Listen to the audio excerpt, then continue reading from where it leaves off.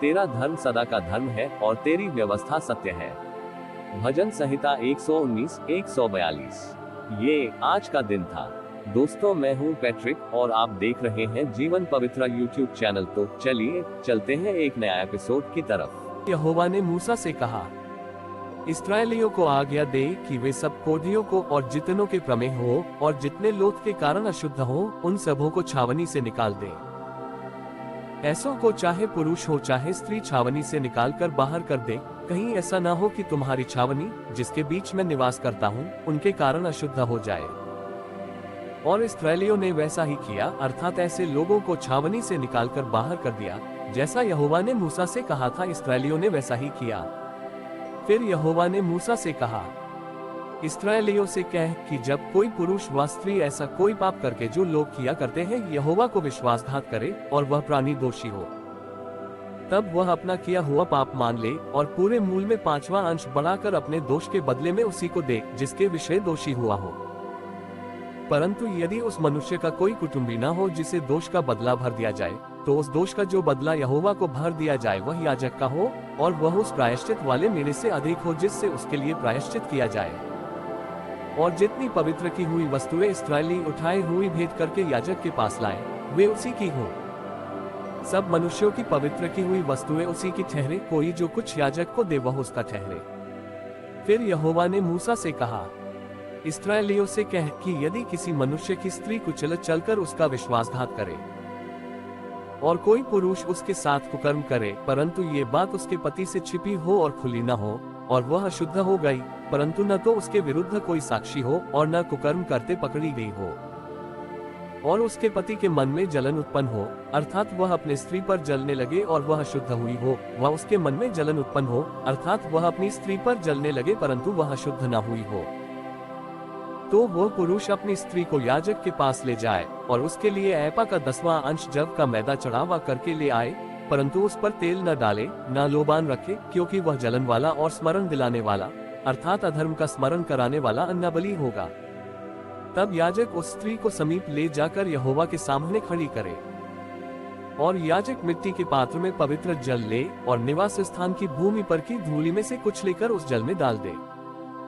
तब याजक उस स्त्री को यहोवा के सामने खड़ी करके उसके सिर के बाल बिखराए और स्मरण दिलाने वाले अन्नबलि को जो जलन वाला है उसके हाथों पर धर दे, और अपने हाथ में याजक कड़वा जल लिए रहे जो शाप लगाने का कारण होगा। तब याजक स्त्री को शपथ धरवा कर कहे कि यदि किसी पुरुष ने तुझसे कुकर्म न किया हो और तू पति को छोड़ दूसरे की ओर फिर के अशुद्ध न हो गई हो, तो तू इस कड़वे जल के गुण से जो शाप का कारण होता है बची रहे। पर यदि तू अपने पति को छोड़ दूसरे की ओर फिर के अशुद्ध हुई हो और तेरे पति को छोड़ किसी दूसरे पुरुष ने तुझसे प्रसन्न किया हो, और याजक उसे शाप देने वाली शपथ धराकर कहे, यहोवा तेरी जान सड़ाए और तेरा पेट फुलाए, और लोग तेरा नाम लेकर शाप और धिक्कार दिया करें, अर्थात वह जल जो शाप का कारण होता है तेरी अंतड़ियों में जाकर तेरे पेट को फुलाए और तेरी जान को सड़ा दे। तब वह स्त्री कहे, आमीन आमीन। तब याजक शाप के ये शब्द पुस्तक में लिखकर उस कड़वे जल से मिटा के उस स्त्री को वह कड़वा जल पिलाए जो शाप का कारण होता है, और वह जल जो शाप का कारण होगा उस स्त्री के पेट में जाकर कड़वा हो जाएगा। और याजक स्त्री के हाथ में से जलन वाले अन्नबलि को लेकर यहोवा के आगे हिलाकर वेदी के समीप पहुंचाए, और याजक उस अन्नबलि में से उसका स्मरण दिलाने वाला भाग अर्थात मुट्ठी भर लेकर वेदी पर जलाए, और उसके बाद स्त्री को वह जल पिलाए। और जब वह उसे वह जल पिला चुके, तब यदि वह अशुद्ध हुई हो और अपने पति का विश्वासघात किया हो, तो वह जल जो शाप का कारण होता है उस स्त्री के पेट में जाकर कड़वा हो जाएगा, और उसका पेट फूलेगा और उसकी जान सड़ जाएगी, और उस स्त्री का नाम उसके लोगों के बीच श्रापित होगा। पर यदि वह स्त्री अशुद्ध न हुई हो और शुद्ध ही हो, तो वह निर्दोष ठहरेगी और गंभीरनी हो सकेगी। जलन की व्यवस्था। सब मनुष्यों की पवित्र की हुई वस्तुएं उसी की ठहरे, कोई जो कुछ याजक को दे वह उसका ठहरे। सब मनुष्यों की पवित्र की हुई वस्तुएं उसी की ठहरे, कोई जो कुछ याजक को दे वह उसका ठहरे। फिर यहोवा ने मूसा से कहा, इस्राएलियों से कह कि यदि किसी मनुष्य की स्त्री कुचल चलकर उसका विश्वासघात करे और कोई पुरुष उसके साथ कुकर्म करे, परंतु ये बात उसके पति से छिपी हो और खुली न हो, और वह अशुद्ध हो गई, परंतु न तो उसके विरुद्ध कोई साक्षी हो और न कुकर्म करते पकड़ी गई हो, और उसके पति के मन में जलन उत्पन्न हो, अर्थात वह अपने स्त्री पर जलने लगे और वह अशुद्ध हुई हो, वह उसके मन में जलन उत्पन्न हो, अर्थात वह अपनी स्त्री पर जलने लगे परंतु वह अशुद्ध न हुई हो,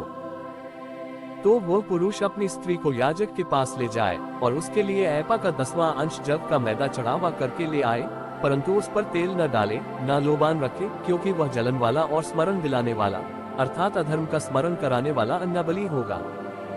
तब याजक उस स्त्री को समीप ले जाकर यहोवा के सामने खड़ी करे, और याजक मिट्टी के पात्र में पवित्र जल ले और निवास स्थान की भूमि पर की धूलि में से कुछ लेकर उस जल में डाल दे। तब याजक उस स्त्री को यहोवा के सामने खड़ी करके उसके सिर के बाल बिखराए और स्मरण दिलाने वाले अन्नबलि को जो जलन वाला है उसके हाथों पर धर दे, और अपने हाथ में याजक कड़वा जल लिए रहे जो शाप लगाने का कारण होगा। तब याजक स्त्री को शपथ धरवा कर कहे कि यदि किसी पुरुष ने तुझसे कुकर्म न किया हो और तू पति को छोड़ दूसरे की ओर फिर के अशुद्ध न हो गई हो, तो तू इस कड़वे जल के गुण से जो शाप का कारण होता है बची रहे। पर यदि तू अपने पति को छोड़ दूसरे की ओर फिर के अशुद्ध हुई हो और तेरे पति को छोड़ किसी दूसरे पुरुष ने तुझसे प्रसन्न किया हो, और याजक उसे शाप देने वाली शपथ धराकर कहे, यहोवा तेरी जान सड़ाए और तेरा पेट फुलाए, और लोग तेरा नाम लेकर शाप और धिक्कार दिया करें, अर्थात वह जल जो शाप का कारण होता है तेरी अंतड़ियों में जाकर तेरे पेट को फुलाए और तेरी जान को सड़ा दे। तब वह स्त्री कहे, आमीन आमीन। तब याजक शाप के ये शब्द पुस्तक में लिखकर उस कड़वे जल से मिटा के उस स्त्री को वह कड़वा जल पिलाए जो शाप का कारण होता है, और वह जल जो शाप का कारण होगा उस स्त्री के पेट में जाकर कड़वा हो जाएगा। और याजक स्त्री के हाथ में से जलन वाले अन्नबलि को लेकर यहोवा के आगे हिलाकर वेदी के समीप पहुंचाए, और याजक उस अन्नबलि में से उसका स्मरण दिलाने वाला भाग अर्थात मुट्ठी भर लेकर वेदी पर जलाए, और उसके बाद स्त्री को वह जल पिलाए। और जब वह उसे वह जल पिला चुके, तब यदि वह अशुद्ध हुई हो और अपने पति का विश्वासघात किया हो, तो वह जल जो शाप का कारण होता है उस स्त्री के पेट में जाकर कड़वा हो जाएगा, और उसका पेट फूलेगा और उसकी जान सड़ जाएगी, और उस स्त्री का नाम उसके लोगों के बीच श्रापित होगा। पर यदि वह स्त्री अशुद्ध न हुई हो और शुद्ध ही हो, तो वह निर्दोष ठहरेगी और गंभीरनी हो सकेगी। जलन की व्यवस्था यही है, चाहे कोई स्त्री अपने पति को छोड़ दूसरे की ओर फिर के अशुद्ध हो, चाहे पुरुष के मन में जलन उत्पन्न हो और वह अपनी स्त्री पर जलने लगे, तो वह उसको यहोवा के सम्मुख खड़ी कर दे और याजक उस पर यह सारी व्यवस्था पूरी करे। तब पुरुष अधर्म से बचा रहेगा और स्त्री अपने अधर्म का बोझ आप उठाएगी। फिर यहोवा ने मूसा से कहा, इस्राएलियों से कह कि जब कोई पुरुष व स्त्री नाज़ीर की मन्नत अर्थात अपने को यहोवा के लिए न्यारा करने की विशेष मन्नत माने, तब वह दाखमधु आदि मदिरा से न्यारा रहे। वह न दाखमधु का न और मदिरा का सिरका पिए और न दाख का कुछ रस भी पिए, वरन दाख न खाए, चाहे हरी हो चाहे सूखी। जितने दिन ये न्यारा रहे उतने दिन तक वह बीज से ले छिलके तक जो कुछ दाखलता से उत्पन्न होता है उसमें से कुछ न खाए। फिर जितने दिन उसने न्यारे रहने की मन्नत मानी हो उतने दिन तक वह अपने सिर पर छुरा न फिराए, और जब तक वे दिन पूरे न हो जिनमें वह यहोवा के लिए न्यारा रहे तब तक वह पवित्र ठहरेगा और अपने सिर के बालों को बढ़ाए रहे। जितने दिन वह यहोवा के लिए न्यारा रहे उतने दिन तक किसी लोथ के पास न जाए, चाहे उसका पिता व माता व भाई व बहन भी मरे, तो भी वह उनके कारण अशुद्ध न हो, क्योंकि अपने परमेश्वर के लिए न्यारा रहने का चिन्ह उसके सिर पर होगा। अपने न्यारे रहने के सारे दिनों में वह यहोवा के लिए पवित्र ठहरा रहे।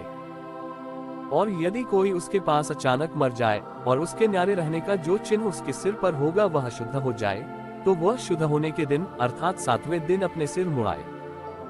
और 8वें दिन वह 2 पंडुक व कबूतरी के 2 बच्चे मिलाप वाले तंबू के द्वार पर याजक के पास ले जाए, और याजक एक को पाप बलि और दूसरे को होम बलि करके उसके लिए प्रायश्चित करे, क्योंकि वह लोथ के कारण